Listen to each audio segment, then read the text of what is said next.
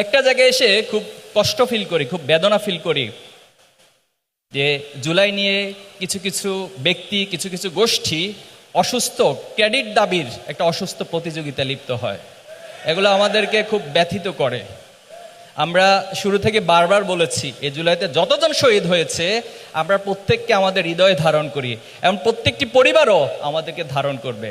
এই জুলাইয়ের আন্দোলনের শহীদরা কোনো ব্যক্তির, কোনো দলের হতে পারে না। কে সবচেয়ে বেশি ভূমিকা রেখেছে এই চিন্তা করে তো কেউ জীবন দিতে যায় নাই। সম্মানের মালিক আল্লাহ তাআলা। সম্মান আপনি কখনো জোর করে অর্জন করতে পারবেন না।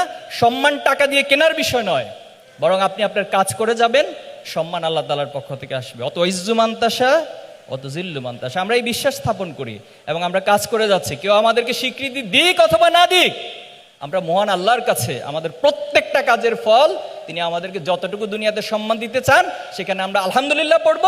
আর বাকি সকল অবদান কাল কিয়ামতের মাঠে যেন আমাদের রব আমাদের জন্য বরাদ্দ রাখে, সে প্রত্যাশা আমরা আমাদের রবের কাছে করবো ইনশাআল্লাহ। প্রত্যেকটা রাজনৈতিক আন্দোলনকে, রাজনৈতিক বিপ্লবকে যদি সমাজে স্থায়ীভাবে প্রতিষ্ঠা করতে হয় তাহলে সেখানে সাংস্কৃতিক আন্দোলন, সাংস্কৃতিক বিপ্লব করতে হয়। আমরা সেই উদ্দেশ্যে মূলত আজকের আয়োজনগুলো করেছে সাইমম শিল্পী গোষ্ঠী এবং এই জুলাইয়ের প্রেরণাকে আমরা বুকে ধারণ করে আগামী দিনের বাংলাদেশ বিনির্মাণ করবো ইনশাআল্লাহ।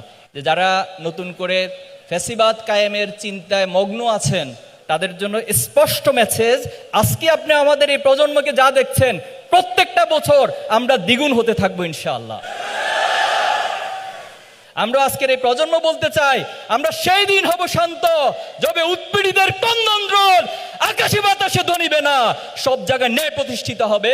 এই প্রজন্ম সেই দিন হবে শান্ত ইনশাআল্লাহ। জুলাই জাগরণ, জুলাই জাগরণ।